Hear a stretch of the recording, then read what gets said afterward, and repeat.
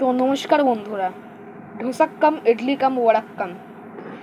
তো বন্ধুরা, আজ থেকে কিছুদিন আগেই আমাদের উৎসব বিশ্বকর্মা পুজো গেছে। তারই উপলক্ষে আমি আপনাদের এই গল্পটা শোনাতে যাচ্ছি।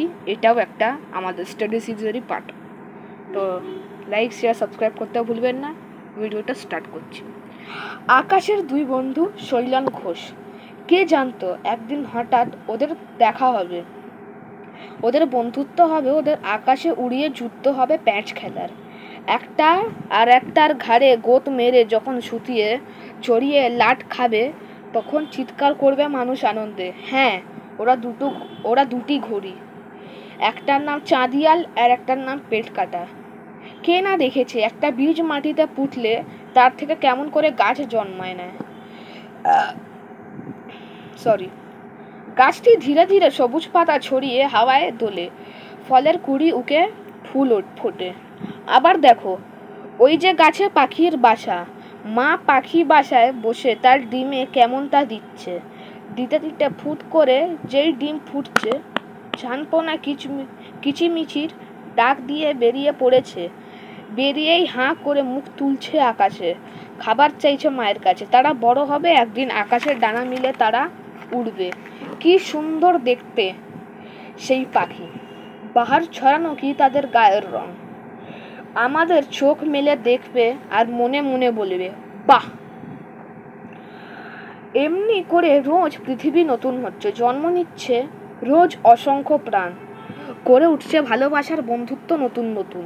কিন্তু এই দুটো ঘুড়ি, ওরা তো আর গাছ নয়, পাখিও নয়, ওদের প্রাণও নেই, ভালোবাসাও নেই। হাতে গড়া দুটো খেলনা কাগজের, কে তাদের বানিয়েছে সে কথা কেউ মাথায় ঘামায় না। কে ছিল তাদের, কে হিসাব রাখে। ওদের কিনে আনা হয়েছে দোকান থেকে। উৎসবের দিনে উড়বে ওই দুটো ঘুড়ি, তারপর লাট খেটে খেটে ওরা লড়াই করবে আকাশে। কে যে ভোকাট্টা হয়ে কোথায় পড়বে কেউ জানে না। কেউ গড়িয়ে পড়তে পারে গাছে কিংবা ইলেকট্রিক তারে, লুটিয়ে পড়তে পারে কারো ছাদে, নয়তো নদীর জলে। নদীর জলে নাকা নেপচিনি খেয়ে তার বুকের কাপুটি ছিটকে গেলে সে তখন কেবলই আর কাগজের টুকরো। তখন কেউ চোখ ফিরিয়ে দেখবে না তাকে, আহাও করবে না, উহু করবে না। সে তখন একটা আবর্জনা নিয়ে কি আর দেখায়।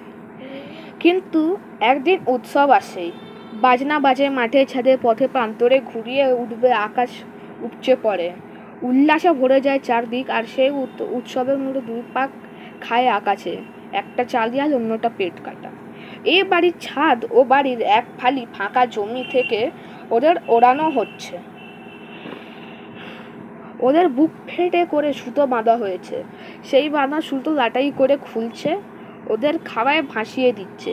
ভাসতে ভাসতে উড়ে যায়। উড়তে উড়তে চাঁদিয়াল যেন আর চোখে তাকিয়ে দেখে পেট কাটাকে, পেট কাটাও দেখে যেন পিটিয়ে পিটিয়ে চাঁদিয়ালকে। এবার বোধ হয় প্যাঁচের খেলা শুরু হবে। না তো, এখনো তো দুই ঘড়ির দুই মালিকের সুতো ছাড়ার খেলা চলছে, আর উপরে উঠছে ওরা। উঠতে উঠতে দুই ঘুড়ি দেখছে একে ওকে, দেখতে দেখতে দুলছে আর ভাবছে তারা যেন কতদিনের বন্ধু। দুলতে দুলতে হঠাৎ চাঁদিয়াল কথা বলল, এই আকাশ থেকে ওই নিচের নদীটা কি সুন্দর দেখতে লাগছে, কেমন এঁকে বেঁকে বয়ে যাচ্ছে। পেট কাটা যেন তার মুখের কথা কেড়ে নিলে বললে উঠল, আমাদের একজন বন্ধুর ঘুড়ির ল্যাজও অমনি করেই হাওয়ায় হেসে বেঁকে যায়। চাঁদিয়ালটা বোধ হয় একটু মুচকি হাসলো, হাসতে হাসতে বলল, ঘুড়ির ল্যাজের সঙ্গে তুলনা করছিস নদীর? ঘড়ির ল্যাজটা এইটুকুস, আর নদী দেখ কত বড়। জানিস নদীর চেয়েও বড় সাগর। তুই কেমন করে জানলি? জিজ্ঞেস করলো পেট কাটা। চাঁদিয়াল উত্তর দিল, ওই যে দেখছিস ছেলেটি আমায় ওড়াচ্ছে, ও কাল আমাকে কিনে এনেছিল। ওর পাশে ওই যে দেখছিস একটা ছোট্ট ছেলে লাটাই ধরে সাহায্য করছে, ওই ছেলেটি ওর ভাই। কাল সন্ধ্যাবেলায় তো ভাই যখন মাস্টার মশাইয়ের কাছে পড়ছিল, তখন এসব কথা শুনেছি। ওরা বলা বলি করছিল পৃথিবীর নাকি খুব সুন্দর, নাকি অনেক পাহাড় আছে, ঝর্ণা আছে, গাছে আছে, ফুল আছে, আবার কোথাও নাকি বরফ আছে, শুধুই বরফ, বরফ নাকি খুব ঠান্ডা। পেট কাটা ছেলেদের কথা শুনে একটা দীর্ঘশ্বাস ফেললো, বলল, তোর সোনাই ষাঁড় দেখা তো আর হচ্ছে না। চাঁদাল উত্তর দিল, ঠিক বলেছিস, একটু পরে ওদের সঙ্গে প্যাঁচের লড়াই হবে।